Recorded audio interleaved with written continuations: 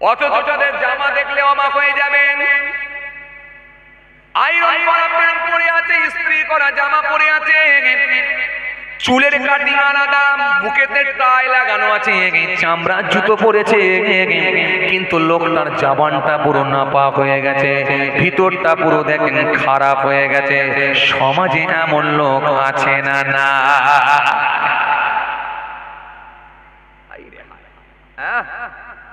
জি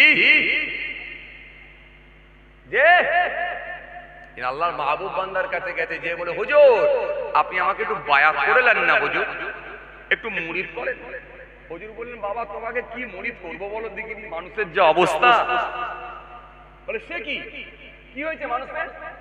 হুজুর বললেন বাবা দেখবে, নিজের পাগড়িটা খুলে এই মানুষটার মাথায় একবার পরালেন, পরিয়ে বলেন তাকা। যেই তাকিয়ে দেখছে যে লোকটা মাঠেতে আল কাটছিল, দেখা যাচ্ছে সাপ। কথা বলে না কেন? যে লোকটা মাঠেতে ট্রাক্টর দিচ্ছিল, দেখা যাচ্ছে বড় একটা বাঘ হয়ে তাকিয়ে আছে। যে লোকটা রাস্তায় হেঁটে হেঁটে যাচ্ছিল, দেখা যাচ্ছে সে কুকুর হয়ে ঘেউ ঘেউ ঘেউ ঘেউ করছে। বলে যখন ওই মানুষটা নিজের দিকে তাকাতে যাচ্ছে, হুজুর মাথার টুপিটা খুলে নিলেন, পাগড়িটা খুলে নিলেন, বলে বললাম বাবা তোমার দিকে দেখো তুমি কি হয়ে আছে। কথা বুঝতে পারছেন? এখন লোক কিন্তু টেনশনের মধ্যে পড়ে গেল, কাউকে বাঘ দেখছি, কাউকে হনুমান দেখছি, কাউকে সাপ দেখছি, কাউকে কুকুর দেখছি, পাগড়ি পরলে এটা দেখছি, আর খুলে দিলে দেখছি মানুষ। নামটা কি? হুজুর বললেন বাবা বুঝতে পারো না, বুঝতে পারো না, তুমি ওর কাছে যাও, সাপের মতোই তোমাকে ফনা করবে। তুমি ওর কাছে যাও, কুকুরের মতোই ঘেউ ঘেউ করবে। তুমি ওর কাছে যাও, বাঘের মতোই আওয়াজ করে তোমাকে কামড়াতে আসবে। আসলে তাদের ভিতরটা, অন্তরগুলো সব খারাপ হয়ে গেছে। আমি এর ভিতরটা তোমাদের দেখালাম।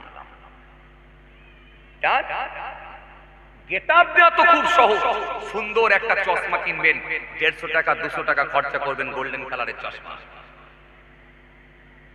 100 টাকা খরচা করবেন কি 120 টাকা খরচা করবেন ডিজাইনের একটা টুপি। 400-500 টাকা খরচা করবেন পা পর্যন্ত একটা ডিজাইনের জামা। আর আপনাকে কেউ খারাপ বলবে? আরে কথা বলছেন না কেন? আর আপনাকে কেউ খারাপ বলবে?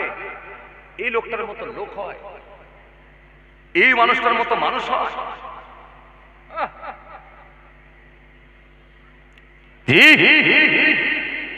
ইন্নাল্লাহ লা ইয়ানজুরু ইলা সূরাতিকুম ওয়া আমওয়ালিকুম ওয়ালাকিন ইয়ানজুরু ইলা কুলুবিকুম ওয়া আমালিকুম। ইন্নাল্লাহ নিশ্চয় আল্লাহ লা ইয়ানজুরু, নাজারা থেকে ইয়ানজুরু মুজারিস সিগা, লা ইয়ানজুরু দেখেন না, আল্লাহ দেখেন না। কি দেখেন না? ইলা সূরাতিকুম, সূরা, চেহারা, ফেস, লুক, গেটআপ, এটা দেখেন না। লা ইয়ানজুরু ইলা সূরাতিকুম ওয়া আমওয়ালিকুম, মালও আল্লাহ দেখবেন না। কবিগে জমি, কটা গাড়ি, কটা জমি, কটা জায়গা, কটা কারখানা, কি করেছে আল্লাহ কিছুই দেখবেন না। ওয়ালাকিন ইয়ানজুরু ইলা কুলুবিকুম ওয়া আমালিকুম, দেখবেন কেবলমাত্র মানুষের অন্তর আর কর্মটা দেখে নেবেন, তার ভিতরটা কেমন ছিল, মনটা কেমন ছিল।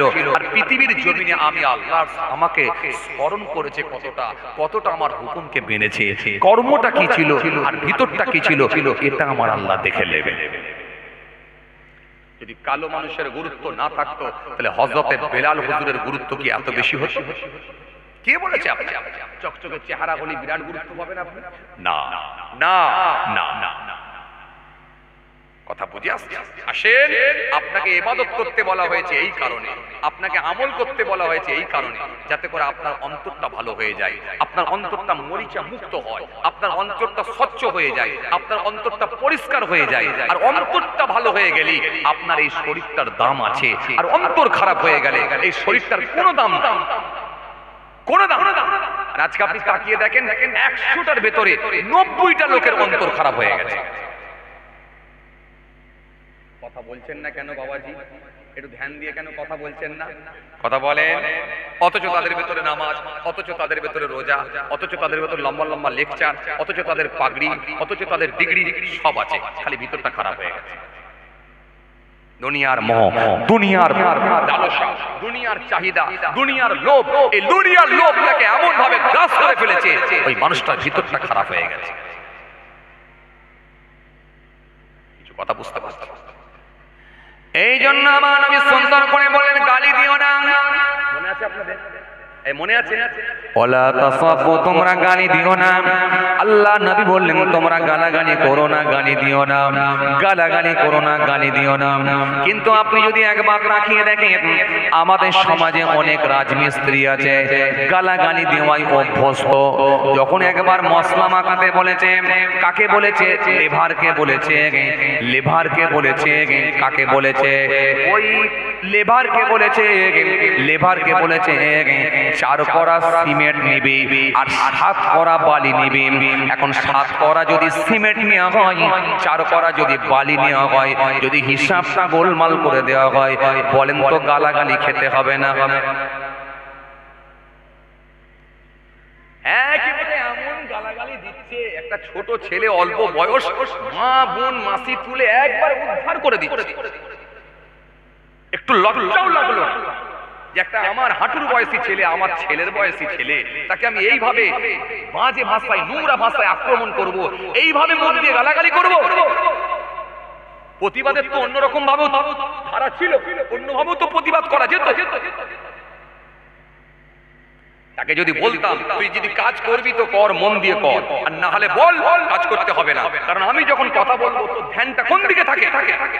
তোর বাপকে আমি ফোন করছি, কালকে তোকে বের করবো, ভয় পেয়ে যেত। কিন্তু তা না করে আপনি গালাগালি করে তাকে আপনি সংশোধন করার চেষ্টা করছেন। অথচ আমার আল্লাহ আমাদেরকে কত ভালো রেখেছেন। এই মানুষকে যখন মায়ের গর্ভে রেখেছিলেন, মায়ের পেটে রেখেছিলেন, আমার আল্লাহ পাক 10 মাস কম বেশি বাচ্চাকে যখন মায়ের গর্ভের মধ্যে আল্লাহ রেখে দিয়েছিলেন, ওই বাচ্চাটার মধ্যে পঞ্চ ইন্দ্রিয়ে, নাসিকা দিয়ে, জিহ্বা দিয়ে, চোখ দিয়ে, ঠোঁট দিয়ে, কান দিয়ে, হাত দিয়ে, পা দিয়ে, মস্তিষ্ক দিয়ে, চোখ দিয়ে সুন্দর একটা পরিপূর্ণ বাচ্চা তৈরি করেছিলেন আমার আল্লাহ। ও বাবাজি, আমার ভাইরা, এই যে মায়ের পেটের মধ্যে এতদিন ধরে ছিল, আমার আল্লাহ খাবারের ব্যবস্থা করলেন, তার মায়ের নালীর সঙ্গে, ওই বাচ্চার নালীর সঙ্গে আল্লাহ জুড়ে দিলেন। মায়ের ওই সমস্ত নাপাক রক্তটা নালীর মধ্য দিয়ে বাচ্চার খাবারের আল্লাহ ব্যবস্থা করেছিলেন। কিন্তু আমার আল্লাহ ইচ্ছা করলে নালী দিয়ে তো না খাইয়ে আমার আল্লাহ তো মুখ দিয়েও খাওয়াতে পারতেন। আল্লাহ পারতেন, কথা বলেন না কেন? পারতেন না? কিন্তু আমার আল্লাহ মুখটাকে পবিত্র রাখলেন, পাক রাখলেন। নালীর মধ্য দিয়ে আমার আল্লাহ খাবারের ব্যবস্থা করলেন, কিন্তু তার মুখটাকে আমার আল্লাহ পাক রাখলেন, যাতে করে আমার বান্দা পৃথিবীর জমিনে যাবে, আমার বান্দা দুনিয়ার জমিনে আসবে, পৃথিবীর জমিনে যাবে, ভূমিষ্ঠ হবে, আহারে সে তার মুখটাকে পবিত্র রাখবো, পাক রাখবো।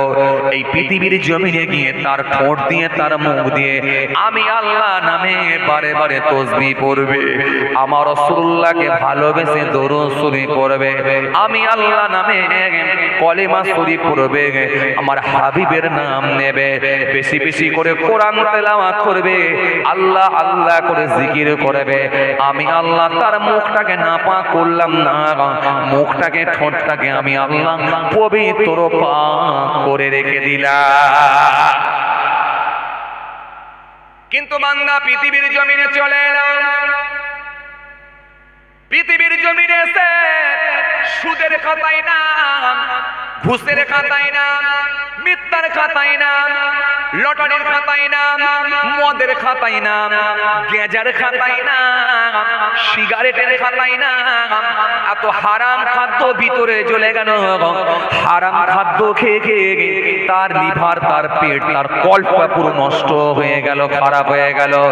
লাস্টে তার জবানটা এত খারাপ হয়ে গেল, সে গালাগালি ছাড়া আর থাকতে পারে না। একটা রাজমিস্ত্রির কাজ করলে সেখানেও গালাগালি দেয়, একটা হার্ডওয়ার্সের দোকানে কাজ করলে সেখানেও গালাগালি দেয়, পাশেতে চললে সেখানেও গালাগালি দেয়, মাঠেতে যদি ফসল তুলতে যাই তাও গালাগালি দেয়, সবজির দোকানে গিয়ে সবজি কিনতে গেলে সেখানেও গালাগালি দেয়, দোকানে গেলে মুদিখানা সেখানেও গালাগালি দেয়, ক্রিকেট মাঠেতেও গালাগালি দেয়, চায়ের দোকানেও গালাগালি দেয়। অন্তত গালাগালি দেওয়ার যদি কিছুই যদি বিষয় না, সাবজেক্ট না খুঁজে পায়, গালাগালি দেওয়ার কোনো কথাই যদি না পায়, এদের জবান খারাপ হয়ে যাওয়ার কারণেতে অন্তত দেখবেন নিচের নামটাকে বারে বারে লেয়। আর কথা ধরতে পারছেন? সবাই বুঝতে পারবেন? নিচের নামটাকে দেখবেন বারে বারে লেয়। যে ব্যক্তিটা নিচের নামটাকে বারে বারে নেয় জানবেন তার কল্প খারাপ হয়ে গেছে, তার লিভার খারাপ হয়ে গেছে, তার ভিতর সব খারাপ হয়ে গেছে। এই জন্য গালাগালি ছাড়া সে থাকতে পারবে না। এই জন্য নিচের নামটাও বারে বারে নিচ্ছে, তার মানে তার মুখটাকে সর্বসময় সে নাপাক করে রাখবে। কিছু লোক আছে দেখবে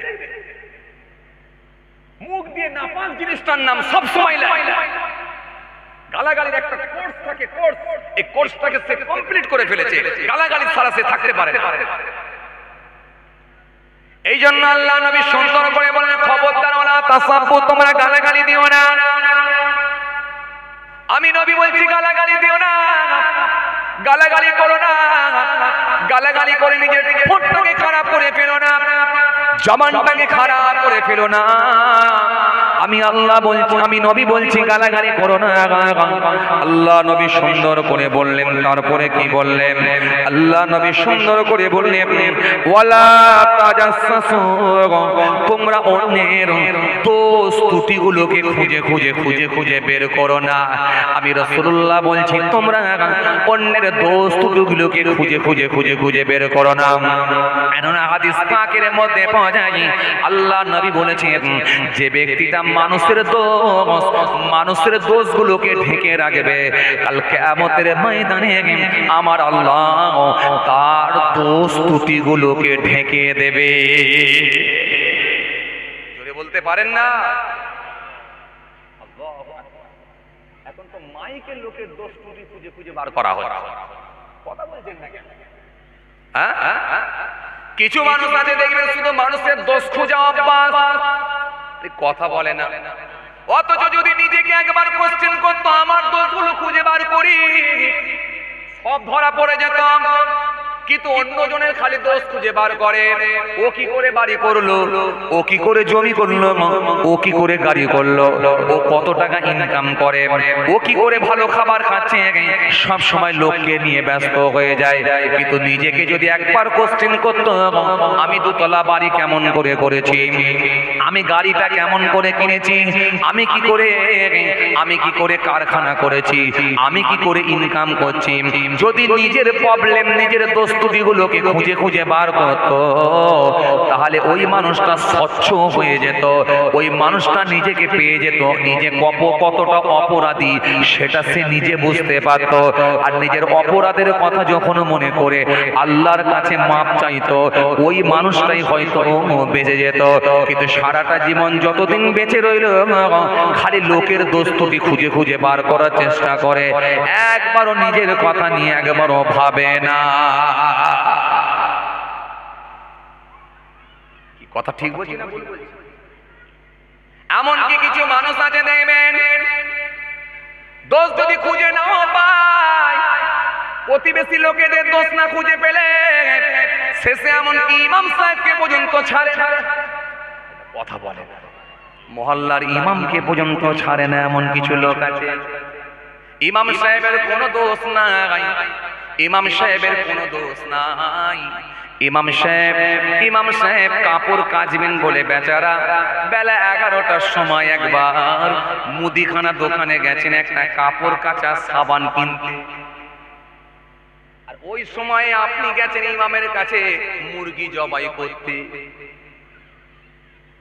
কথা মনে বোঝেন, বুঝতে পারছেন? ওই সময় আপনি গেছেন ইমামের কাছে মুরগি জবাই করতে, আর ইমাম গেছে কাপড় কাচবে বলে সাবান কিনতে। যখনই দেখেছেন ইমাম নাই, আপনার মাথা গরম। আমার শালা বাবু এলো, আর ইমাম যদি দেখে টাইমে যদি না পায়, তাহলে ইমাম রেখে লাভটা কি হলো? চলো এবারে ইমামের পেছনে খুঁচা মেরে যে কোনো ভাবে তাড়াতে হবে। বল,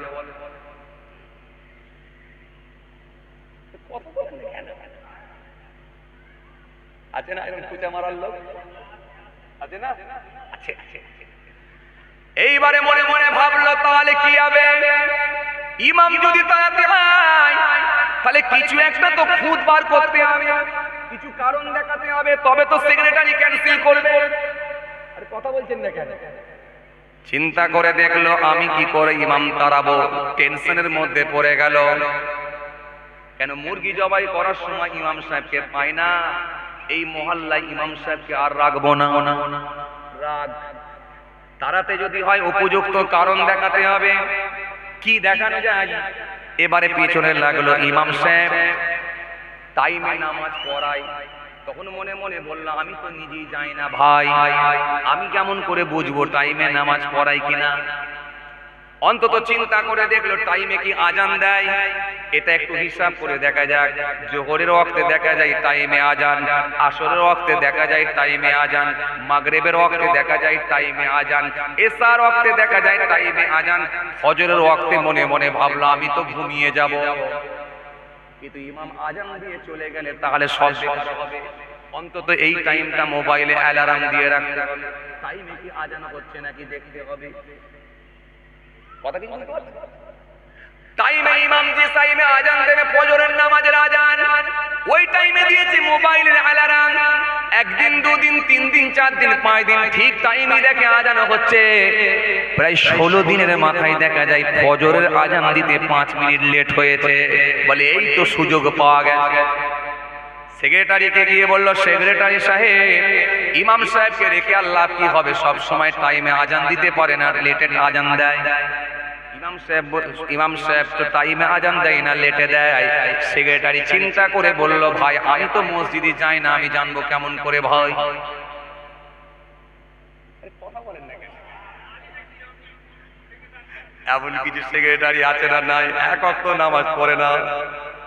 এমন কিছু কেসিয়ার আছে না নাই এক ওয়াক্ত দেখবেন নামাজ পড়ে না, অথচ মসজিদ কমিটির ভেতরে থাকার জন্য জান লড়িয়ে দেবে।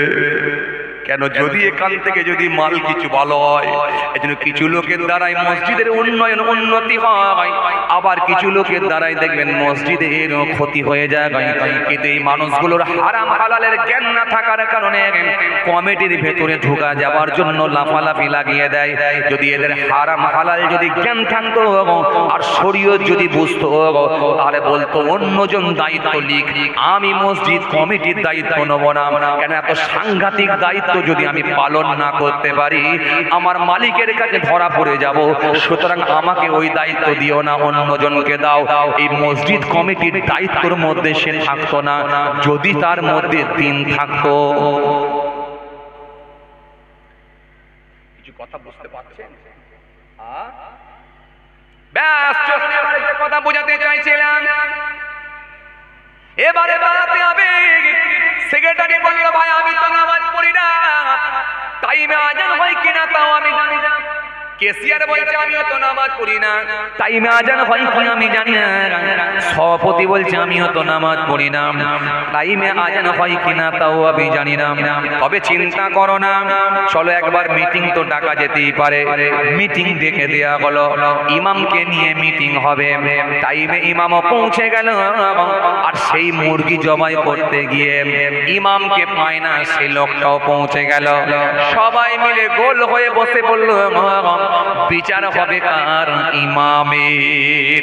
ইমাম নিজেই জানে না কি কারণে আজকের মিটিং।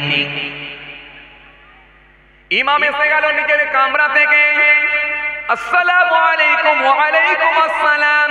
ভাই আপনারা মিটিং ডেকেছেন কি কারণে? কাকে নিয়ে মিটিং করবেন? বলে আপনাকে নিয়ে। ইমাম চমকে উঠল, কি কারণে মিটিং? আমি তো নিজেই বুঝতে পারি না। তখন কেসিয়ার বলল, আপনার তো মনে থাকবে না, আপনার তো মনে থাকবে না, আপনি যে লেটে আজান দিতেন, এটা কি আপনার স্মরণে আসছে না? ইমাম চমকে উঠে বলল, ভাই কে বলল আমি লেটে আজান দিই? তখন ওই লোকটা যে মুরগি জবাই করতে গিয়ে যে ইমামকে পায় না, সেই লোকটা বলছে আমি সাক্ষী আছি, আপনি লেটে আজান দেন কেন? পরশু দিনে আপনার কি মনে না, আপনি 5 মিনিট লেটে ফজরের আজান দিয়েছিলেন। যখন বলেছে 5 মিনিট লেটে ফজরের আজান দিয়েছেন, তখন ওই ইমাম সাহেব বলছে, ভাই 5 মিনিট লেটে আজান দিলাম না 10 মিনিট লেটে আজান দিলাম, আপনি জানলেন কি করে? আপনি তো কোনোদিন নামাজ পড়তে আসেন না, শুক্রবার দিনে 2 রাকাত ছাড়া কোনোদিনই পড়েন না, তো আপনি বুঝলেন কেমন করে? তখন ওই লোকটা বলছে, ভাই ওই মুরগি জবাই করা লোকটা, সে লোকটা বলছে, ভাই শোনেন, আমি নামাজ পড়তে যাইনি ঠিকই, ভোরবেলা আমি নামাজ পড়তে যাইনি ঠিকই, নামাজ পড়তে যাইনি বলে কি মরতেও উঠবনি। কথা কিছু বুঝতে পারেন? তার মানে আপনি মুততে উঠে বুঝলেন বলে, হ্যাঁ যে টাইমে আজান দেন সে টাইমে মুতি, পেচ্ছাপ যে টাইমে আজান দেন সে টাইমে মুতি। আমি মুততে উঠে দেখলাম টাইমে মুতছি কিন্তু টাইমে আজান নাই।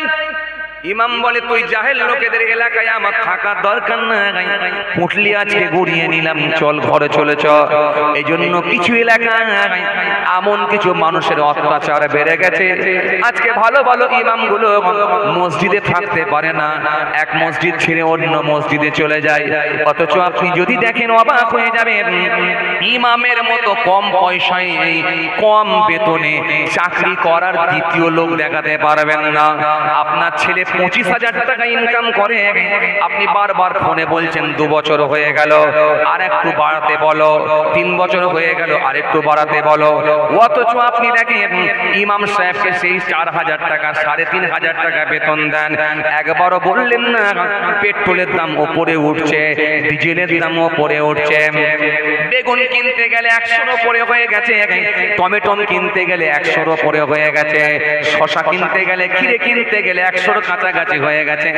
ইমামের 3,500 টাকা বেতনে কেমন করে হবে? চলো 50 করে দিতাম আমরা, 3,500 হতো, মাসে 100 করে দাও, অন্তত 5,000 টাকা করে দেয়া হোক। এটা নিয়ে একবারও ভাবলেন না, বরং ইমাম তারাবার জন্য লাফালাফি করেন।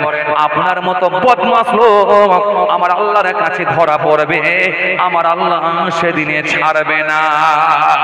এই যে রাসূলুল্লাহ বললেন, তোমরা মানুষের খুঁত খুঁজে খুঁজে বেরোবে না। কথা বুঝতে পারছেন? আমি নবীর হাদিস কিন্তু ছাড়িনি, সে একটা হাদিস ধরে আপনাদের সামনে একটা একটা করে ক্লিয়ার করে বুঝাচ্ছি, আপনাদের বুঝতে সুবিধা হয়। মানুষের দোষ খুঁজে বের হবে, কিন্তু এই দোষ কিসের? ইমাম ছিল না সেদিনে আমি মুরগি জবাই করতে গিয়েছিলাম। যদি তাকে ঘুরিয়ে ধরা হয়, ভাই তোর তো 42 বছর বয়স হয়ে গেল, তুই নিজে কেন মুরগি জবাই করতে? তুই তো তাস খেলা শিখেছিস, ক্যারাম বোর্ড খেলা শিখেছিস, গেঁজার টান মারতে হয় কেমন করে তা শিখেছিস, পরের মাল কি করে আত্মসাৎ করতে হয় সেটা শিখেছিস, বউকে মহিলা সমিতির হেড কেমন করে বানাতে হয় সেটা শিখেছিস, আর জমির হাল কেটে কেটে কেমন করে বাড়াতে হয় সেটা শিখেছিস।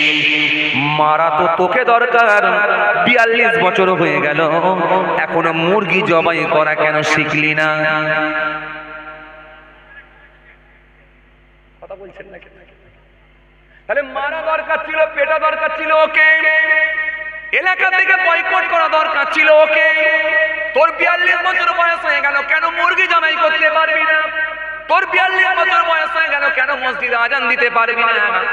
অথচ তোর নাতি হচ্ছে ইমাম সাহেবকে আবার ছুটে ছুটে আনতে যাস, হুজুর ডান কাঁধে আজান দেন, বাঁ কানে ইকামত দেন, আবার সেই ইমামকে পেছনে লেগে তারা বানলাইন করো।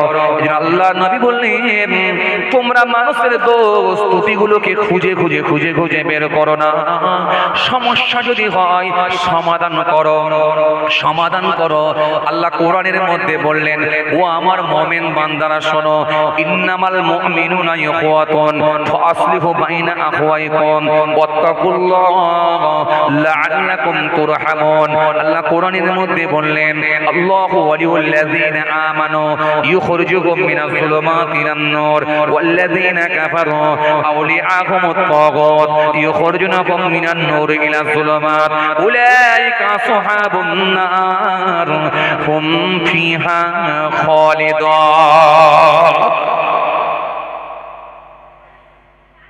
কষ্ট হচ্ছে আপনাদের? বলছি কষ্ট হচ্ছে আপনাদের? মাশাআল্লাহ, এইদিকে মুরব্বি চাচা বলছে কষ্ট হচ্ছে না, বলেন আলহামদুলিল্লাহ। চাচাও বলছে কষ্ট হচ্ছে না, বলেন। এই বাচ্চা কে চিল্লাইবো? একবার তাকবীর দেন না, নারায়ে তাকবীর। লোকজন একটু বেড়েছে তো নাকি? তাহলে একটু জোরে তাকবীর দেন না, নারায়ে তাকবীর। আর একটু জোরে হবে না, নারায়ে তাকবীর। আপনারা ভাববে যে সবাই বসবেন না, সবাই বসবেন। সবাই যদি বসে তাহলে 2 রাকাতের নামাজি আর পাবেন না। এই কথা মনে বোঝেন।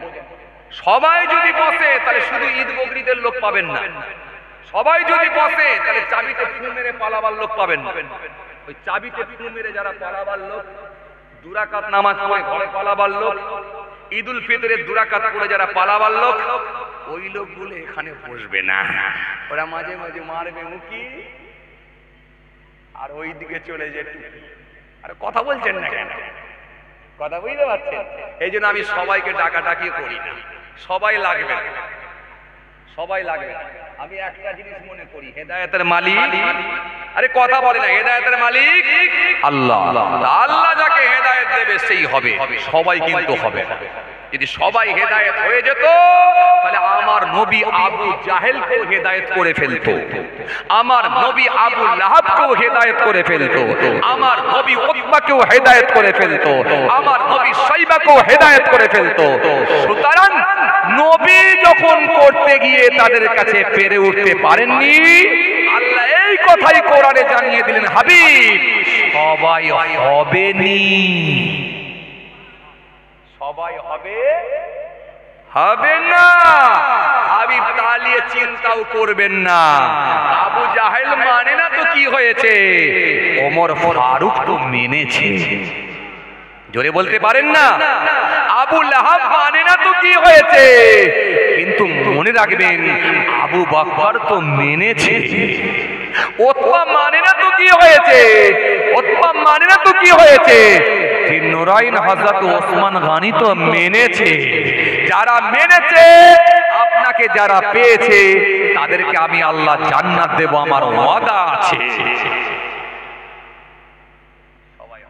খতামাল্লাহু আলা কুলুবিহিম ওয়া আলা সামইহিম ওয়া আলা আবসারিহিম গিশাওয়া ওয়া লাহুম আযাবুন আযীম।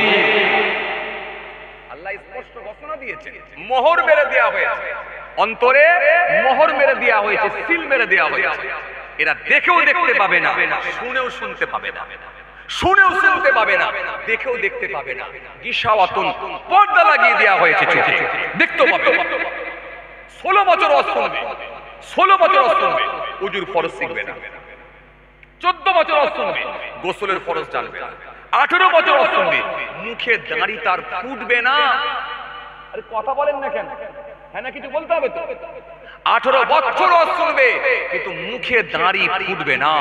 মৃত্যুর বিছানায় পড়ে থাকলেও কিন্তু মুখে দাড়ি তার ফুটবে না, দাড়ি তার হবে।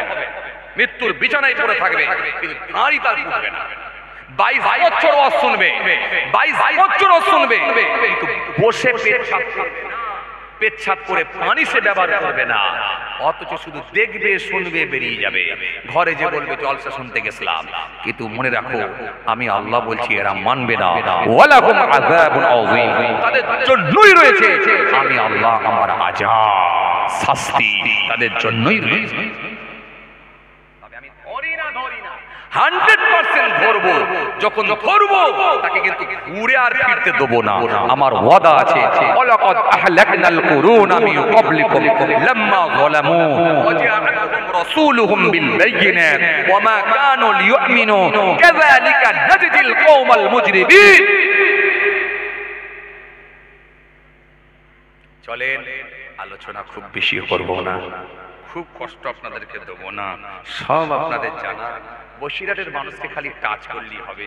চলুন, আমি যে কথা বোঝাতে চাইছিলাম, দোষ ত্রুটি খুঁজে বের করো না। এই কথা বলতে বলতে আল্লাহ বললেন খুঁজে খুঁজে বের করো না, তোমরা মানুষের ভিতরে কি করো, মিলিয়ে দাও, আপোষ করে দাও। ইন্নামাল মুমিনুনা ইখওয়াতুন ফাসলিহু বাইনা আখওয়াইকুম। কে মুমিন? আমি আল্লাহ বলছি ওই মানুষটাই হলো মুমিন যারা নিজেদের মধ্যে ভাই ভাই হিসাবে থাকবে। কথা বলতে পারেন না?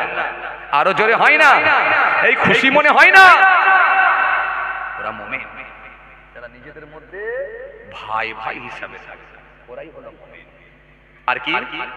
আর কি? ফাসলিহু বাইনা আখওয়াইকুম। আর আর কি আর কি নিজেদের মধ্যে সমস্যা তৈরি হলে আপোষ করে নেবে, মিলিয়ে নেবে। আয় ভাই আমার বুকে চলে আয়, যা হয়েছে হয়েছে, কিছু ভুল বুঝিসনি, ভুলভ্রান্তি হতেই পারে, চলার পথে অনেক ঠোকাঠুকি হতে পারে, কি হয়েছে, চলে আয়, বুকে চলে আয়, মিলিয়ে নেবে, মিলে যাবে। কথা কিছু বুঝতে পারছেন? এরা মিলে যাবে। আত্তাকুল্লাহ, আমি আল্লাহকে ভয় করবে, আমি আল্লাহকে ভয় করবে, লাআল্লাকুম তুরহামুন, আর তাদের উপরে আমারই দয়া, আমার অনুগ্রহ তাদের উপরে থাকবে। জোরে বলতে পারেন না? এই খুশি মনে হয় না? তাদের উপরে আমার দয়া থাকবে, অনুগ্রহ থাকবে, লাআল্লাকুম তুরহামুন, তাদের উপরে আমার দয়া, অনুগ্রহ, আমার ভালোবাসাটাও তাদের উপরে থাকবে। আর আল্লাহর ভালোবাসা যদি কারোর উপরে থাকে, আল্লাহর দয়া যদি তার উপরে থাকে, সে মানুষটা নিশ্চিত ভাবে কিনা সেই মানুষটার আর কোনো টেনশন থাকতে পারে না। কি কথা বুঝতে পারছেন? এই জন্য কোরআন শরীফের মধ্যে আমার আল্লাহ সুন্দর করে আবার বললেন, শোনা কারা মুমিন, একবার শুনে নাও, আমি আল্লাহ বলি শুনে নাও, আল্লাহু ওয়ালিউল্লাযীনা আমানু ইউখরিজুহুম মিনাজ যুলুমাতি ইলান নূর, আমি আল্লাহ বলছি মুমিনের অভিভাবক হলাম আমি আল্লাহ।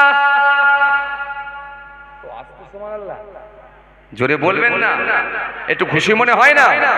তাদের অভিভাবক অন্য কেউ নয়, তাদের অভিভাবক আমি আল্লাহ, আমি নিজেই হয়ে যাব। তাদেরকে আমি আল্লাহ নিয়ে আসি অন্ধকার হইতে আলোর দিকে, তাদের মধ্যে নামাজ থাকবে, তাদের মধ্যে রোজা থাকবে, তাদের মধ্যে আওকাত থাকলে হজ থাকবে, যাকাত থাকবে, তাদের মধ্যে কলেমা থাকবে, কোরআন থাকবে, তারা সব সময় আলোতে থাকবে। তাদেরই অভিভাবক আমি আল্লাহ, আমি নিজে। ওয়াল্লাযীনা কাফারু আউলিয়াহুমুত তাগুত ইউখরিজুহুম মিনান নূর ইলা যুলুমাত, আর অবিশ্বাসীদের অভিভাবক হলো শয়তান, সে নিয়ে যায় অন্ধকারের দিকে। শয়তানের খাতায় যাদের নাম থাকবে মনে রাখো, তারাই হলো সুদের খাতায় নাম, ঘুষের খাতায় নাম, মিথ্যার খাতায় নাম, লটারির খাতায় নাম, চগলখড়ির খাতায় নাম, মেরে নেওয়ার খাতায় নাম, কেড়ে নেওয়ার খাতায় নাম, হিংসার খাতা নাম, যত অন্যায় কাজে তাদের নাম থাকবে। আর আমি আল্লাহ বলছি উলাইকা আসহাবুন নার, ওরাই হলো দোজখবাসী, হুম ফিহা খালিদুন, সেখানে তারা চিরকাল অবস্থান করবে, বাঁচাবার কেউ থাকবে না। কিছু কথা বুঝতে পারছেন? একটা ছোট্ট হাদিস টেনে আপনাদের সামনে আলোচনা করছি, কিন্তু সেটা এখনো কমপ্লিট হয়নি, ফিরে যাব। এই কথা বলতে বলতে আমি এত দূর চলে এসেছি। আল্লাহ বলেন শোনা, তাহলে নবী বললেন কি বলেছিলেন? মানুষের দোষ খুঁজে বের করো না। নবী বললেন মানুষের দোষ গোপন করে দাও। আল্লাহ বললেন মানুষের দোষ তোমরা গোপন করে দাও, সমস্যাগুলোকে সমাধান করো, আপোষ করে নাও, মিলে নাও। আমি আল্লাহ বলছি তবেই তোমরা মুমিন হতে পারবে। কোরআন শরীফের মধ্যে আল্লাহ সুন্দর করে বললেন মুমিন কারা, একটু ভালো করে শোনো। মুমিনের ভেতরে 5টা গুণ থাকবে। কটা গুণ থাকবে? 5টা গুণ থাকবে। এক নাম্বার হলো, নাম্বার 1 হলো, এক নাম্বার হলো মুমিন যখন আমি আল্লাহ আমার নাম শুনবে, আমার নাম শোনার সাথে সাথে তার অন্তর খালা কেঁপে উঠবে, তার ভেতরে একটা আমি আল্লাহ আমার ভয় ভীতি থাকবে। এই ভয়টা সব জায়গায় থাকবে। রাতে যেমন ভয়, দিনে তেমন ভয়, রাস্তায় যেমন ভয়, গাড়িতে যেমন ভয়, বাড়িতে তেমন ভয়, সব জায়গায় একটাই ভয়। কিসের ভয়? ইন্নাল্লাহা কানা সামিয়াম বাসীরা, আমার আল্লাহ সবকিছু দেখছেন, শুনছেন। আমার আল্লাহ সবকিছু দেখতে পান, শুনতে পান, তিনাকে লুকাতে পারবো না। এই ভয়টা ভেতরে থাকবে কার? মুমিনের। দ্বিতীয় নাম্বারে 2 নম্বর কি? আল্লাহ বললেন ওরাই হবে মুমিন। শুনে রাখো, আমি আল্লাহ বললি শোনো, মুমিন হবে ওরা যাদের সামনে আমার কোরআন শরীফ তেলাওয়াত হবে, আমি আল্লাহর কালাম শরীফ যখন তেলাওয়াত হবে তাদের জানটা ঠান্ডা হয়ে যাবে, তাদের ঈমানটা তাজা হয়ে যাবে, তাদের ঈমানটা বৃদ্ধি পাবে, ঈমানটা বেড়ে যাবে। তারা চায়ের দোকানে গিয়ে সময় নষ্ট করবে না, 2 ঘন্টা টাইম চায়ের দোকানে কাটাবে না, 1.5 ঘন্টা টাইম বাজারে গিয়ে কাটিয়ে দেবে না। সময় যদি পাই একটু মক্তবে চলে যাবে, সময় যদি পাই একটু মক্তব মাদ্রাসায় গিয়ে হাফেজ সাহেব বাচ্চাদেরকে কোরআন তেলাওয়াত করছে, পড়াচ্ছে, ওই মানুষটা বসে বসে শুনবে, আল্লাহ আমি কোরআন পড়তে জানি না, কিন্তু তোমার কোরআন শুনছি, জানটা আমার ঠান্ডা হয়ে যাচ্ছে, তার ঈমানটা তাজা হয়ে যাবে। আমি আল্লাহ বলছি এটা হলো তার 2 নম্বর আলামত, 2 নম্বর লক্ষণ। এত সহজ, এত সহজ। আমরা টুপি মেরে টুপি পরে ফেললি, জুব্বা পরে ফেললি, লুঙ্গি পরে ফেললি, বলছি আমরা ভালো মানুষ হয়ে গেছে। কথা বলছেন না কেন? আমি এর ভেতর থেকে যদি তুলি বহু লোক বেরোবে মুরতাদ, এর ভেতর থেকে যদি তুলি বহু লোক বেরোবে ফাসিক, এর ভেতর থেকে যদি তুলি বহু লোক বেরোবে মুনাফিক, এর ভেতর থেকে যদি তুলি বহু লোক বেরোবে মুরতাদ, এর ভেতর থেকে যদি তুলি বহু লোক বেরোবে বেঈমান। চ্যালেঞ্জ করলাম, আপনাকে প্রমাণ করে দেবো। এত সহজ। খালি জলসার দিনে টুপি পরে এসে বসে পড়লি আমরা ভালো লোক হয়ে গেল। অত সহজ। ভালো লোক, ভালো লোক কে? এই জায়গাটা বলে দেবে, ভিতরটা বলে দেবে আপনি ভালো লোক কতটা। অন্যজন বলবে না, আপনাকে নিজেকে বলতে হবে আপনি কতটা ভালো হতে পেরেছেন। কি গো বাবাজি, রাগ টাগ হয়ে যাচ্ছে নাকি? আরে কথা বলছেন না কেন? মাশাআল্লাহ মাশাআল্লাহ মাশাআল্লাহ। তওবা তওবা, বিশ্বাস করেন আমি আপনাদেরকে বলি না, আপনাদের সঙ্গে আমার কোনো রাগারাগি নেই। বিশ্বাস করেন, মাত্র কয়েক ঘন্টার মেহমান আপনারা ভালোবেসে নিয়ে এসেছেন। তওবা, আমি আপনাদেরকে বলতে পারি আমি বর্তমান সিচুয়েশন, বর্তমান অবস্থার দিকে লক্ষ্য করে বলছি। কথা ঠিক কি না? কটা লক্ষণ হলো বলেছিলাম? কটা? এই আওয়াজ করে বলুন, কটা বলেছিলাম? 2টো লক্ষণ হলো। 3 নম্বরে, 3য় নাম্বার কি? 3 নম্বরে, 3য় নাম্বারে কি? আমি আল্লাহ বলি শোনো, 3 নাম্বার 3য় নাম্বার হলো ভালো মানুষ, ঈমানদার মুমিন হবে ওরা। আমি আল্লাহ বলছি শোনো, কারা? যারা সর্বসময় ভরসাটা আমি আল্লাহ আমার উপরই করবি। চাচাকে গিয়ে যদি বলা হয় চাচা বিবিসি পানি ছেড়েছে, চাচা বলবে আল্লাহ ভরসা, আল্লাহ আছে। কথা বলেন না কেন? কার বাড়িতে উঠবো এটা নিয়ে চাচা ভাববে না। আমার মাল মেটিরিয়ালস, আমার লাগেজ গুলোকে, ব্যাগ গুলোকে কার বাড়িতে গিয়ে তুলবো এটা ভাববে না। চাচা প্রথমেই উত্তর দেবে আল্লাহ ভরসা, আল্লাহ আছে। চাচাকে যদি বলা হয় চাচা আইলা ঝড় আসছে, শুনেছো গো চাচা, নিউজ দেখছিলাম আইলা ঝড় হবে, তুমি জানো? চাচা বলবে না বাবা আমি জানি না, আমি বড় মোবাইল চালাই না, আমি চোখেও ভালো দেখতে পাই না, খবরের কাগজও পড়তে পারি না, আমি তো কিছুই জানি না। তখন বলবে চাচা আইলা ঝড় আসছে, চাচা কি করবে? তোমার মাটির বাড়ি, টিনের চাল। চাচা বলবে বাবা আল্লাহর উপরে ভরসা করে আছি, তিনি যেটা করবে সেটাই আমি মেনে নেব। আবার আল্লাহ বললেন এইটাই হলো ঈমানদার, যার ভরসা আমি আল্লাহর উপরই থাকবে। খাজা গরিবে নামাজ এই ভরসা করেছিল, ওয়াইসকুরুনি হুজুর এই ভরসা করেছিল, মুজাদ্দিদ আল কাসমি হুজুর এই ভরসা করেছিল, সুফি ফাতেওয়ালি ওয়াইসি হুজুর এই ভরসা করেছিল, ফুরফুরা শরীফ পীর আবু বকর সিদ্দিক দাদা হুজুর কেবলা এই ভরসা করেছিলেন, 5 হুজুর কেবলা এই ভরসা করেছেন, বসিরহাট আল্লামা রুহুল আমিন রাহমাতুল্লাহ এই ভরসা করেছেন। কোন নেতার উপরে ভরসা করে না। আরে কথা বলছেন না কেন? আজ তো সাধারণ মানুষ নেতা নেতা কি, ওরে বাপ রে বাপ, কত বক্তা কত হুজুর দেখছি নেতা নেতা করে অস্থির। আরে কথা বলেন না কেন? আরে বাপ রে বাপ, হুজুরের পকেটে যদি 2 পকেটে 2টো নেতা থাকে না, হুজুরকে আর কে ঠেকাবে? কোথায় আমরা? ঈমান কোথায়? রাগ হয়ে যাচ্ছে আপনাদের না? এই রাগ হয়ে যাচ্ছে ভাইরা আমার, বন্ধুরা আমার, সাথী মোহাব্বতের ভাইরা, ভুল বুঝবেন না, এই ঈমান। এই কথা বলতে গিয়ে আমি একটা ওয়াজ করতে করতে চলে এসেছিলাম। কি বলেন দেখিনি? আপনারা ভুলে গেছেন। কি বলেন দেখিনি? আপনারা ভুলে গেছেন। কি বলেন দেখিনি? ভুলে গেছে? ভুলে গেছে? ভুলে গেছে? ভুলে গেছে?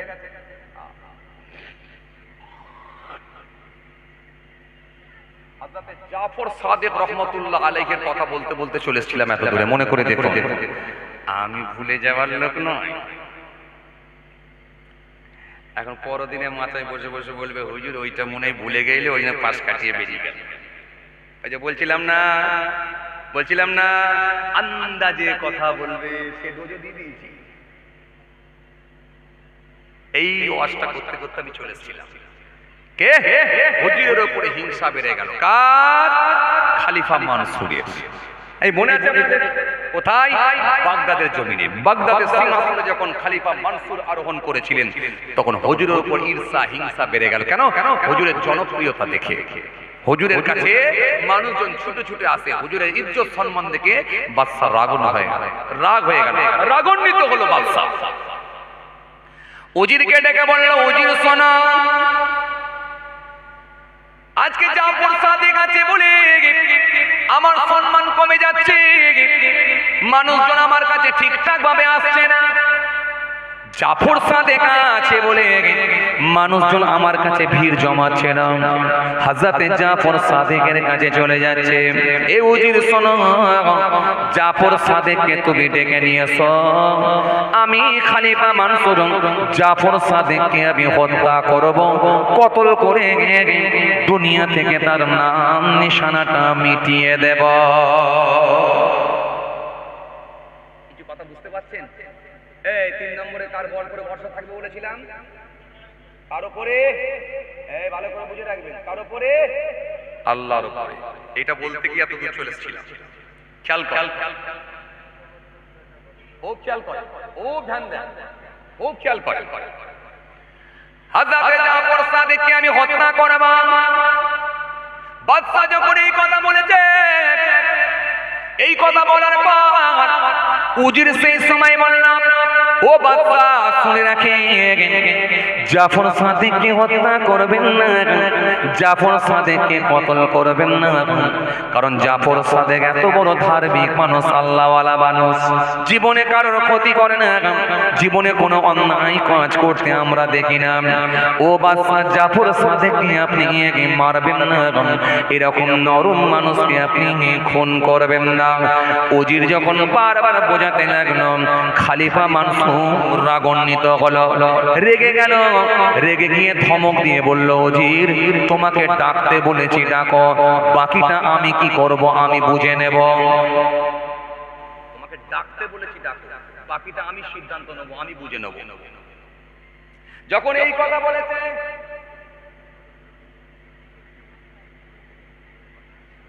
দুটো একটা গজল বলতে হবে।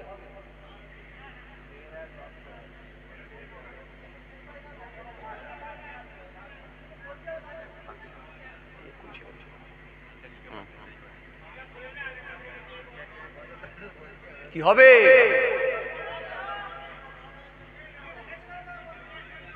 আচ্ছা পুরোটা শেষ করেন। আচ্ছা ঠিক আছে, খুব খেয়াল করেন, আমি শর্টে ছেড়ে দেবো, ভালো করে খেয়াল করেন, খুব লক্ষ্য করেন, খেয়াল করেন। উজিরকে যখন ধমক দিয়েছে, ধমক দেওয়ার সাথে সাথে উজির নিরুপায় হয়ে হযরত জাফর সাদিক রহমাতুল্লাহ আলাইহি হুজুরের কাছে গিয়ে পৌঁছালেন। ও আল্লাহর মাহবুব বান্দা, ও আল্লাহর খাস বান্দা, চলুন চলুন, বাদশা মানসুর আপনাকে ডেকেছেন। আল্লাহর মাহবুব বান্দার কোনো ভয় নাই, আল্লাহর ওলি বান্দা মাহবুব বান্দাদের কোনো টেনশন নাই। আল্লাহর মাহবুব বান্দা গায়ে জুব্বা পরে ফেললেন, মাথায় পাগড়ি খানা লাগিয়ে দিলেন। হুজুর গুটি গুটি গুটি গুটি পায়ে খলিফা মানসুরের মানসুরের দরবারে যাবেন বলে প্রস্তুতি নিলেন, প্রিপারেশন নিলেন। শুনছেন আপনারা? প্রস্তুতি নিলেন বাদশার দরবারে যাবেন। আর এইদিকে বাদশা রেডি করে ফেললো জল্লাদকে। হে জল্লাদ শোনো, খলিফা মানসুর আমি বলছি শোনো, যখনই জাফর সাদিক আসবে, ও আমার শিষ্য যারা আছো ও জল্লাদ শুনে রাখো, খলিফা মানসুর যখন আসবে আমি সঙ্গে সঙ্গে আমার মুকুটটা, আমার তাজ, আমার টুপিটাকে মাথা থেকে খুলে ফেলবো। যখনই আমি খুলে ফেলবো, হে জল্লাদ তুমি আর কোনো কথা শুনবে না, তুমি ছুটে গিয়ে খলিফা মানসুরের, আমি বলে রাখি শোনো, হযরতে জাফর সাদিকের গলাতে গিয়ে তরোয়াল চালাবে। যখনই গলাতে গিয়ে তরোয়াল চালাবে, মাথাটা আলাদা করে দেবে, ঠোঁটটা আলাদা করে দেবে। এটা হলো আমি খলিফা মানসুরের অর্ডার। খালি আমার টুপিটা খুলে, আমার মুকুটটা খুলবো, ব্যাস খুললেই গর্দান উড়িয়ে দেবে। জল্লাদকে রেডি। জল্লাদ বললেন ঠিক আছে বাদশা, সবাই রেডি, শিষ্যরা রেডি, জাফর সাদিককে হত্যা করা হবে। উজির সাথে করে আনতে গেছে। উজির যখন সাথে করে নিয়ে আসছেন, হযরতে জাফর সাদিক রাহমাতুল্লাহ আলাইহি, আল্লাহর মাহবুব বান্দা, আল্লাহর খাস বান্দা যারা হয়েছে, তাদের কোনো ভয় নাই, তাদের কোনো ডর নাই, তারা একমাত্র ভরসা করে কার উপরে? মনে আছে ক নম্বর? এটা ক নম্বর? 3 নম্বর। ভরসা করে একমাত্র আল্লাহর উপরই। হযরতে জাফর সাদিক হুজুর আপনাকে না পেরে গায়ে জুব্বা খানা পরে, মাথায় পাগড়ি খানা লাগিয়ে দিয়ে হুজুর টুক টুক টুক টুক করে খলিফা মানসুর বাদশার দরবারের দিকে আগিয়ে চলে এলেন। কিন্তু আমার আল্লাহর কুদরতি ক্ষমতায় কতই সবই সম্ভব। মানসুরের দরবারে যখন পৌঁছালেন, হযরতে জাফর সাদিক হুজুর একটু একটু করে গেট দিয়ে যখনই ভিতরে প্রবেশ করলেন, হঠাৎ করে দেখা যায় বাদশা নরম হয়ে গেল, হাঁটুটা মুড়ে নিচে বসে পড়ল। হুজুরের পায়ে হাত দিয়ে বাদশা কদম বসি করতে লাগলো। আরো জোরে বলেন, আরো জোরে বলেন। বাদশা হুজুরকে বলল, হুজুর আমি মানসুরের কাছে, আপনি আজকের দিনে কি চান, কি আশা করেন একবার বলেন। আল্লাহর যারা মাহবুব হয়ে যায়, তাদের সোনা দানা দরকার লাগে না, সম্পত্তির দরকার লাগে না, তাদের গাড়ি বাড়ি জমি জায়গা দরকার হয় না। এজন্য কবি তুলসীরাম দাস বললেন, তুলসী জব জগ মে আয়ে তুম রহে জগহ সে, ऐसी करनी कर चलो तुम हंसो जग रगे।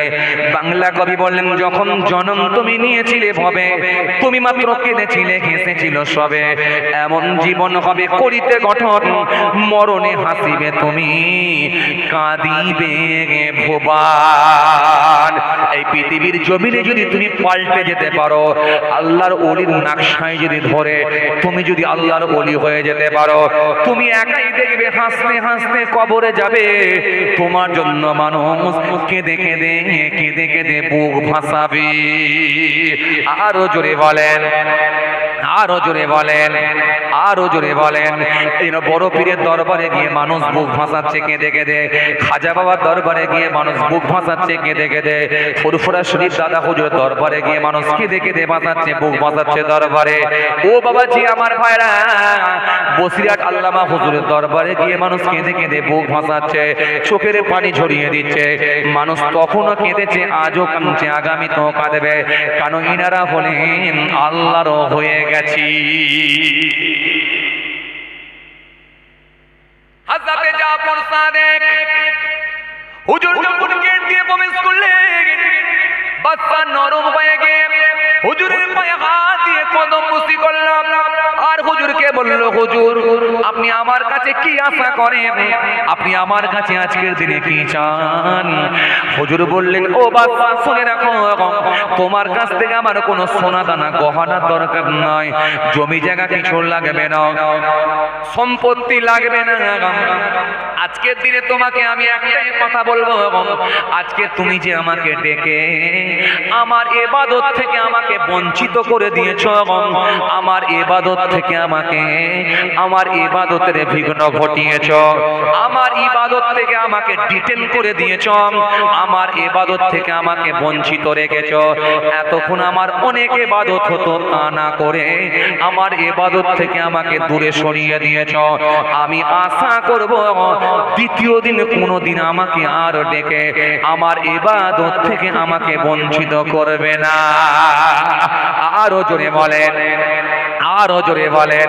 এই কথা বলার পর আল্লাহর মাহবুব বান্দা হযরতে জাফর সাদিককে বললেন, ওই উজির হুজুরকে যাও একটু সাথে করে নিয়ে দরবারে হুজুরের বাড়িতে পৌঁছে দাও।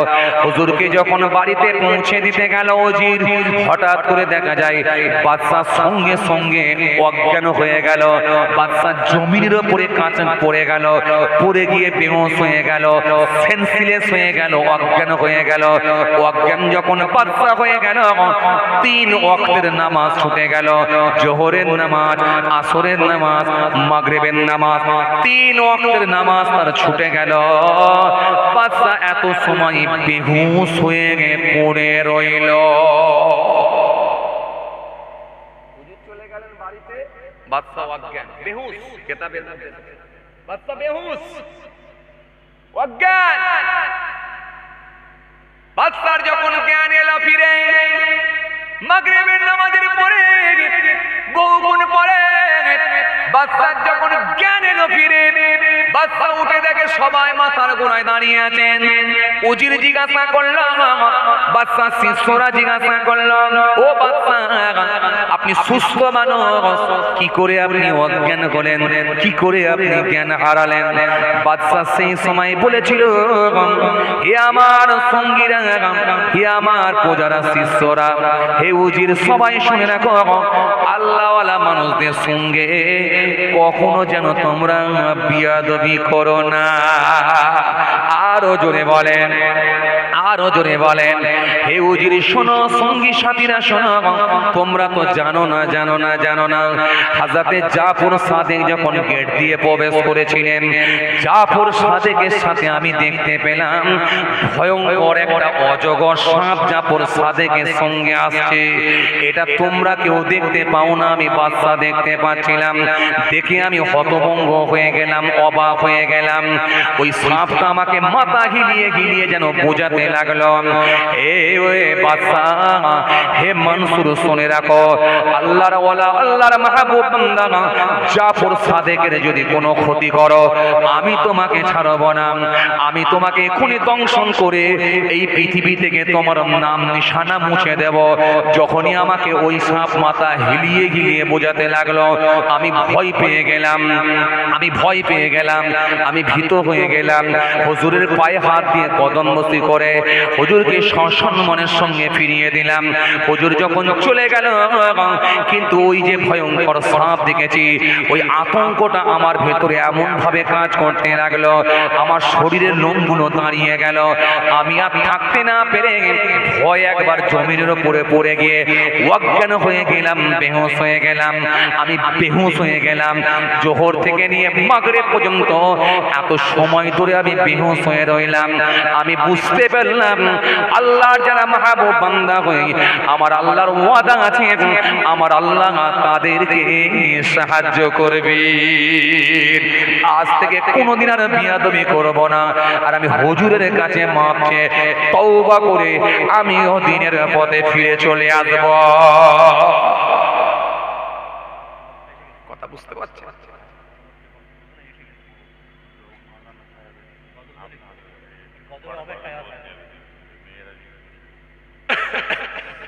কথা বুঝতে পারছেন? তাহলে আল্লাহওয়ালা মানুষ যারা, মুমিন যারা হবে, তারা ভরসা কার উপরে করবে? এই কার উপরে? এটা ছিল 3 নম্বর। 4 আর 5 এই দুটো বাকি রয়ে গেল। কেন? আমি বলেছিলাম 5টা, তাই না? বলেছিলাম 5টা। আর ওখানে একটা হাদিস বলতে বলতে চলে এসেছিলাম। কথা বলেন তো, ধারণা করো না, গালি দিও না, মানুষের দোষ খুঁজো না। এরপরে আর কতগুলো কথা আছে, আর 2-3টে কথা আছে, সেটা সময়ের দিকে লক্ষ্য করে আমি আর বলতে পারলাম না। আল্লাহ যদি ফের কোনো সুযোগ দেয় ইনশাআল্লাহ আলোচনা হবে। আর এখানে কটা বলেছিলাম? বলেছিলাম 3টে, কিন্তু হবে কটা? 5টা। দুটো বাকি। মুমিনের মধ্যে 5টা লক্ষণ দেখা যাবে, তার মধ্যে 3টা আমি বলেছি, কিন্তু মনে রাখতে পারলে আমার দোষ নেই। 3টে কিন্তু বলে দিয়েছি, আর দুটো রয়ে গেছে, ইনশাআল্লাহ অন্যদিনে হবে। এখন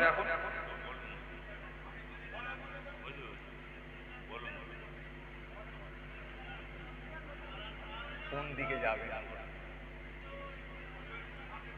ডাকেন ডাকেন, পরবর্তীকে বক্তা আছে, ডেকে নিয়ে আসেন, যান চলেন। আবার রিকোয়েস্ট, একটা গজল বলতে হবে। এখন কোন দিকে যাবে?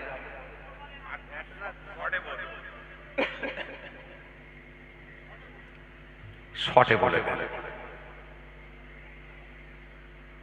ওয়াজ করতে গেলে বলে হুজুর শর্টে মারে, আর দোয়া করতে গেলে বলে হুজুর কড়া করে মারে। বলছে হুজুর কড়া করে দোয়া করে। আমি ছেলেটাকে বললাম, ভাই এতদিন ধরে তো সেই সূরা ফাতিহা শরীফ, সূরা ইখলাস শরীফ, সূরা নাস শরীফ, আয়াতুল কুরসি শরীফ, এ তো আমার বাপও সে ফুল দিয়েছে, নানাও দিয়েছে, দাদাও দিয়েছে, আমিও দিচ্ছি। আর তোদের সময় আবার শুনছি কড়া করে মারতে হবে। কড়াটা কি বল দেখি? কড়া করে মানে বিপদে পড়েছি আল্লাহ। কথা বুঝছেন না?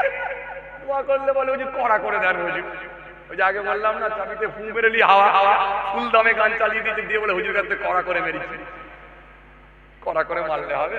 নবীর সুন্নত একটাও নেই, একটা ফরজও নেই, আর কড়া করে দোয়া না। আসল জায়গায় চলে আসেন, কাজ হয়ে যাবে। তাহলে 1 নম্বরে কি ছিলাম? বসো না ভাই, চলে যাওয়ার থেকে দাঁড়িয়ে থাকা ভালো, আর দাঁড়িয়ে থাকার থেকে বসে পড়া ভালো। এই তো মাশাআল্লাহ, এই তো বসছে। বসো না ভাই, চলে যাওয়ার থেকে দাঁড়িয়ে থাকা ভালো, দাঁড়িয়ে থাকার থেকে বসে পড়া ভালো। একটু আগে আগে আসেন, মাশাআল্লাহ লোকজন বেড়েছে আলহামদুলিল্লাহ। একটু আসেন, ওরাও বসবে, ওরাও বসবে। একটু আগে আগে আসেন তো। একবার দরুদ শরীফ, আল্লাহুম্মা সাল্লি আলা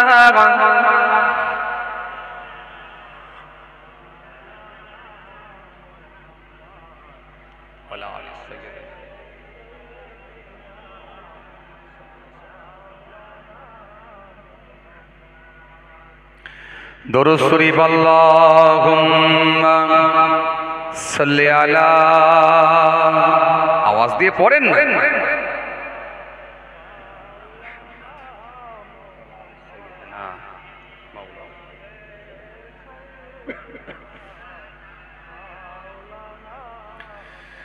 ইকরা ইকরা পড়ো, ইকরা ইকরা,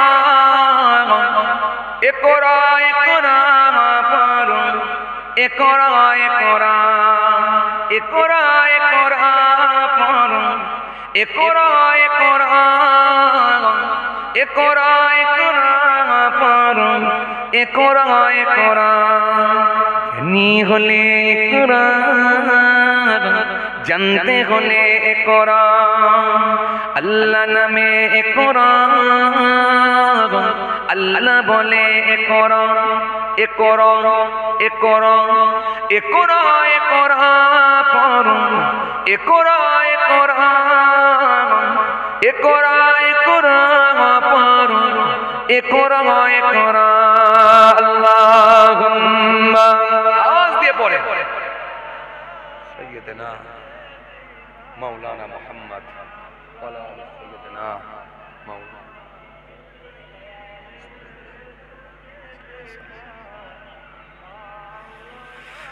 পর শব্দ আকো স্বপ্ন দু বইয়ের সাথে বই তো তোমার বুকে শুদ্ধ আলোর মেহরাব পর, ইকরা ইকরা পড়। পড়েন না? একরা একরা পড়ুন, একরা একরা,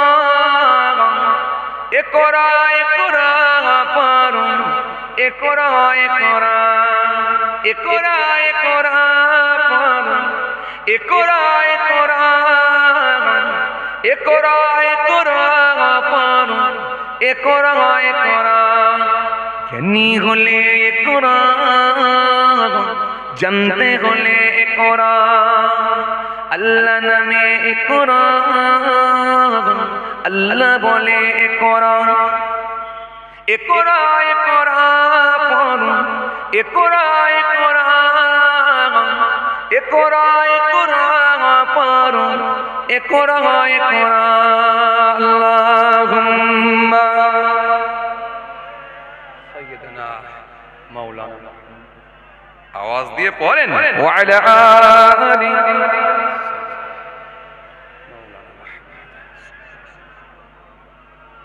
জ্ঞান সারা কোন বন্ধু দেয় না তুসে ধোঁকা, পড়তে যারা চায় না তারা তো ভীষণ বোকা।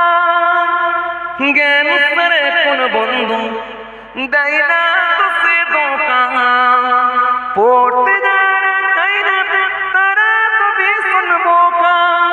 ধন্য মানুষ পূর্ণ মানুষ পড়ি তবে তো তোমার পড়ালেখার বেলায় আর কোনো অজুহাত নয়। পড় একরা একরা পড়, একরা একরা, একরা একরা পড়, একরা একরা।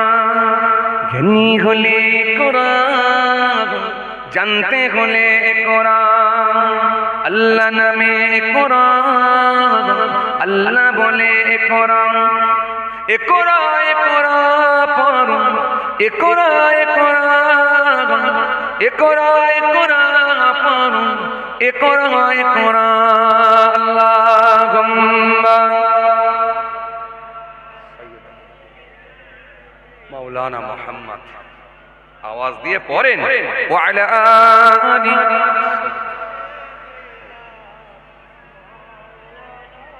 4 নম্বর 4 নম্বর হলো যারা আল্লাহওয়ালা মানুষ হয়ে যাবে, মুমিন যারা হয়ে যাবে, ইমানদার যারা হয়ে যাবে, এরা 5 ওয়াক্ত নামাজি, এরা 5 ওয়াক্ত নামাজি হবে। কোনো কারণে যদি বাই চান্স 1 ওয়াক্ত নামাজ ছুটে যায়, মনের দিক দিয়ে কষ্ট পাবে, মনের দিক দিয়ে ব্যথিত হবে, মনের দিক দিয়ে কষ্ট পাবে। কেন আমার নবী সুন্দর করে হাদিস পাকের মধ্যে জানিয়েছে, হযরত উমামা থেকে বর্ণিত হাদিস, ও আনাবি উমামা আন্না রাজুলান সাআলা রাসূলুল্লাহ সাল্লাল্লাহু আলাইহি ওয়াসাল্লাম মাল ঈমান ক্বালা ইযা সাররাকা হাসানাতুকা ওয়া সাআতা সাইয়্যাতুকা ফা আনতা মুমিনুন। আল্লাহ নবীকে জিজ্ঞাসা করা হলো ঈমান কি, মুমিন কি হুজুর বলেন?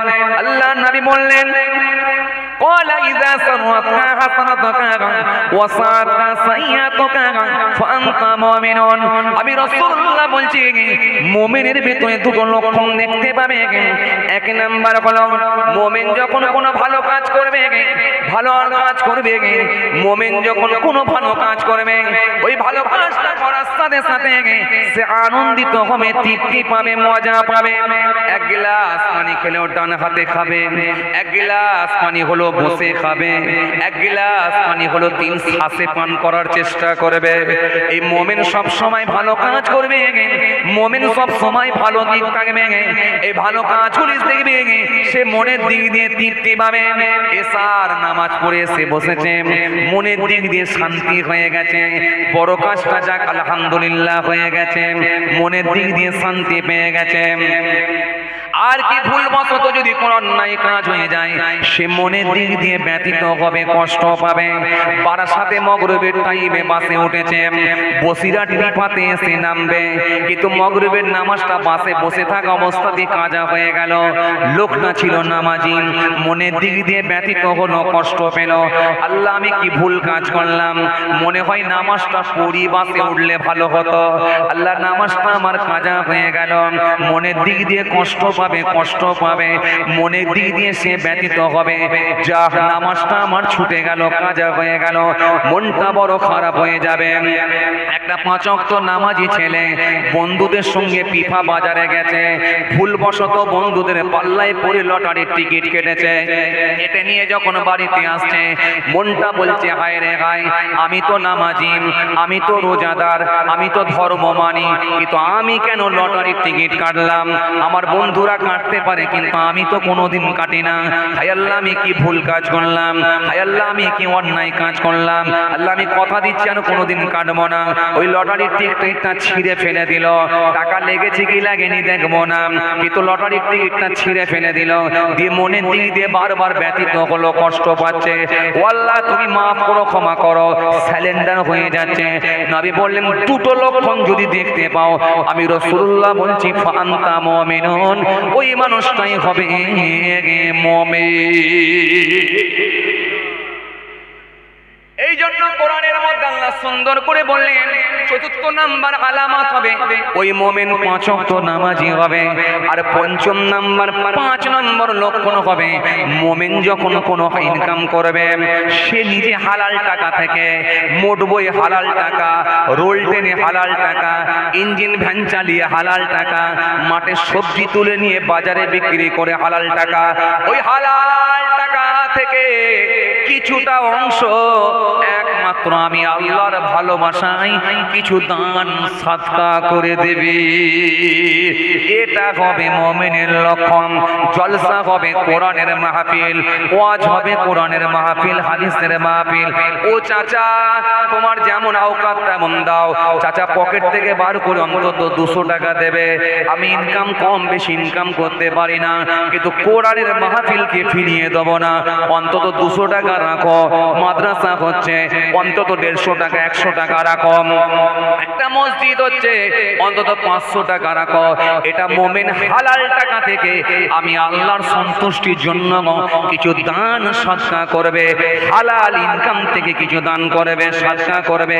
এটা হলো মুমিনের 5 নম্বর আলামত, 5ম নম্বর লক্ষণ। কিছু কথা বুঝতে পারছেন বাবাজি? বুঝা গেল? বুঝা গেল?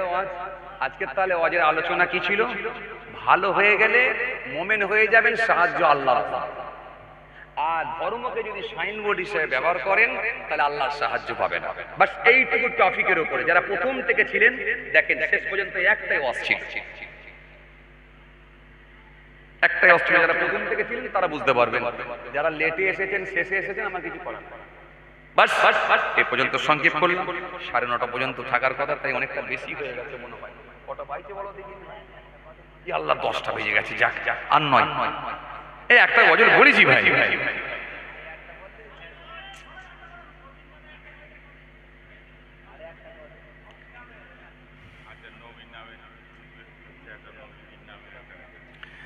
ज़मीन मैली नहीं होती, ज़मीन में गीला नहीं होता। जोरे হবে না? সুবহানাল্লাহ। আরো জোরে হয় না? আরো জোরে হয় না? ज़मीन मैली नहीं होती, ज़मीन मैला नहीं होता। मोहम्मद के गुलामों का कफन में गीला नहीं होता। जोरे হবে না? मोहम्मद के गुलामों का कफन में गीला नहीं होता। अल्लाहुम्मा सल्ली अला।